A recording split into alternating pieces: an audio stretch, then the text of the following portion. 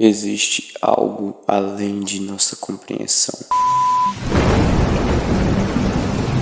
No Nordeste, por gerações, pessoas contam sobre encontros que desafiam a lógica, criaturas que caminham entre as matas e que vivem de maneira misteriosa. Essas lendas nasceram no silêncio das matas, no escuro das estradas de terra e no profundo dos rios do Nordeste. E graças a esses contos, o folclore da região do Nordeste é algo assustador.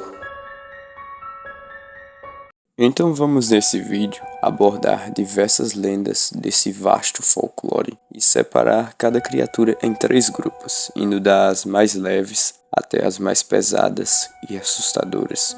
O primeiro grupo vai ficar na categoria causa arrepios, o segundo na categoria muito bizarro e a terceira categoria vai se chamar terror absoluto. Vai ser como se fosse um tipo de iceberg e sem enrolação, aqui é o expresso e um bom vídeo. Em primeiro, nessa categoria, eu não poderia deixar de falar do Homem do Saco. Também conhecido como o Velho do Saco, ele é uma figura retratada como um homem com um saco nas costas que carrega crianças mal criadas, e o destino delas ninguém sabe. Outra criatura, esse que atua mais como um protetor das matas em si, é o Boitatá. Como todos conhecem, o Boitatá é um ser semelhante a uma cobra flamejante, com múltiplos olhos e também associado ao fenômeno do fogo fátuo. Esse ser protege a mata de incêndios e diz a lenda que quem olhar para os seus olhos enlouquece ou perde a memória. Outro ser que vive nas matas é a comadre Fulozinha. Esse é um espírito com aparência de mulher, com os cabelos longos que cobrem o seu corpo todo. Vive nas matas defendendo animais e plantas contra as investidas dos destruidores da natureza. E sua presença é marcada por assobios. Esse ser gosta de receber presentes, principalmente papa de aveia, confeitos, fumo e mel. Quando agradada, logo faz que a caça apareça para quem lhe ofereceu o agrado e permite que este consiga sair da mata, e se não oferecer nada para ela, ou a confundir e chamar ela de caipora, então ela bate na vítima com seus cabelos ou com ortiga. Indo para os rios, temos a lenda da Mãe d'Água. Ela, como a Yara, é retratada como uma sereia de cabelos longos e beleza hipnotizante, que habita nos rios, como o São Francisco, e também em lagoas. Ela seduz pescadores com seu canto, atraindo-os para o fundo das águas, e protege a natureza contra a pesca predatória. E uma das lendas mais populares, não só no Nordeste, mas em todo o Brasil, é com certeza o lobisomem. O 7º filho consecutivo se transforma em uma criatura homem-lobo, e nas noites de lua cheia vaga pelas matas do Nordeste e ataca animais e pessoas até o amanhecer. E a única maneira de se proteger é se você o atingir com uma bala de prata. Nessa parte vamos falar de alguns menos conhecidos e com certeza você vai achar muito bizarro. Em primeiro vamos falar do Negro d'Água. Esse é descrito como uma criatura mítica que se assemelha com um homem negro, careca e com membranas entre os dedos, semelhante a um anfíbio que habita no fundo dos rios. E de acordo com as histórias, as crianças e adultos que não são batizados, ao entrarem nos rios, especialmente no São Francisco, o Negro d'Água as puxa para o fundo até que se afoguem, e para se proteger tem que levar fumo para a beira do rio ou colocar figuras de proteção em suas embarcações. Ainda nos rios vamos falar do Cabeça de Cuia. Esse tem um conto um pouco pesado. Se trata de um pescador que, em um ataque de fúria por causa da comida pobre, desviveu sua mãe e ela o amaldiçoou antes de sua partida e disse que ele ficaria com uma cabeça gigante em formato de cuia, e desde então ele assombra os rios Parnaíba e Poti, e segundo a crença, procura 7 virgens de nome Maria para quebrar o seu feitiço. Nas matas, durante as madrugadas, existe o Capilobo. É uma criatura que possui uma aparência monstruosa, tendo o corpo semelhante ao de um lobisomem, mas ele possui a cabeça de tamanduá e pernas de cabra. Essa criatura bizarramente se alimenta de cães e gatos, além de sugar a massa cefálica humana. Isso é muito bizarro. Sua lenda diz que ele é um homem que foi amaldiçoado e que se perdeu nas matas e foi se degenerando após tanto comer carne crua.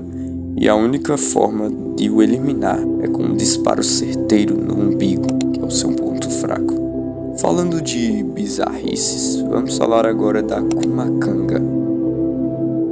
Esse ser é mais popular pelo Maranhão e se trata de uma mulher amaldiçoada, geralmente a 7ª filha ou uma concubina de um padre, é isso aí mesmo, cuja cabeça se desprende do corpo nas noites de sexta-feira. A cabeça, envolta em fogo, voa pelas matas enquanto o corpo permanece em casa, assim assustando todos os que vagam pelas matas durante a noite. E para retirar essa maldição, é necessário a 6ª filha ter que se tornar madrinha da 7ª.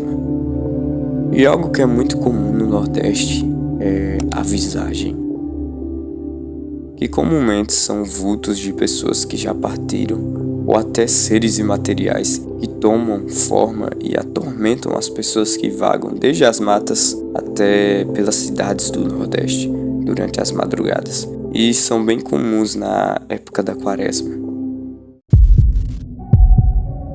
Chegamos agora no último grupo, e as lendas dessa parte são com certeza um grande terror. Em primeiro lugar, vamos falar da Alamoa.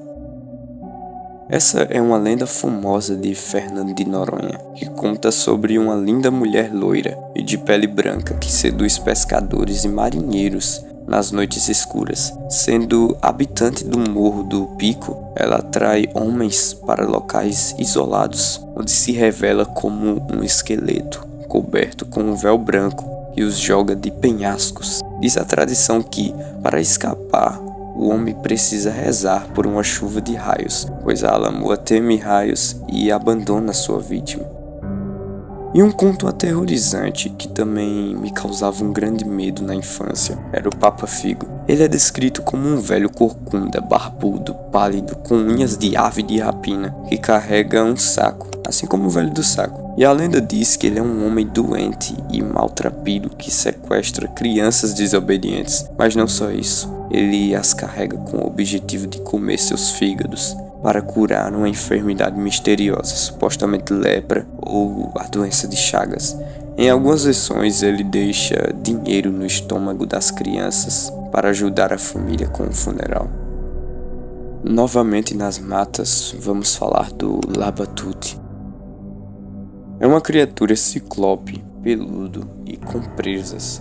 Essa entidade folclórica nasceu pela lembrança que os nativos tinham do general francês Pedro Labatut, quando ali passou, combatendo os revoltosos contrários à unificação do país na Guerra da Independência do Brasil. O general mercenário não poupava seus adversários, sendo extremamente violento e muito cruel, assim sendo transformado em um monstro que possui a particularidade de comer as crianças por terem a carne mais mole, e sai à caça nas ruas e estradas desertas, em noites de vento ou de lua cheia, assim atacando quem vê pelo caminho.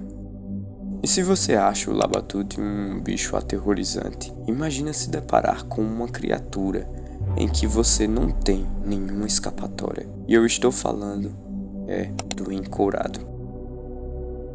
Ele é uma figura popularizada como o vampiro brasileiro. Sua presença é notória quando as galinhas param de pôr e os cachorros não param de latir durante o dia todo. Ele usa roupas de couro e voa com suas asas e comumente ataca moradores rurais, preferencialmente quem não frequenta a igreja. Diferente de vampiros europeus, ele é imune a alho, luz solar e água benta, sendo um ser extremamente difícil de se combater. E por último, nesse vídeo, eu não poderia deixar de fora a cabra cabriola. Esse ser é considerado um tipo de bicho-papão que possui a aparência de uma cabra humanoide que possui dentes afiados e vaga pelas noites soltando fogo pelos olhos e fumaça pelo nariz.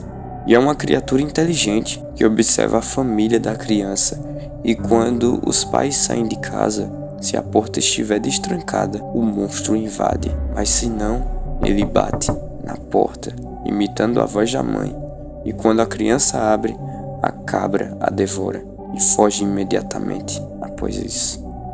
E diz que quando uma criança chora do nada dentro de casa, é porque a cabra cabriola fez mais uma vítima.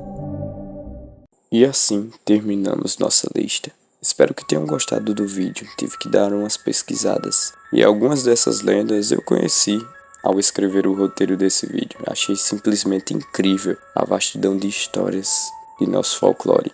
E muitas vezes não é tão bem retratado. Se eu deixei alguma criatura de fora, comenta aí. Também deixa o like e se inscreve. Aqui é o Expresso e até logo.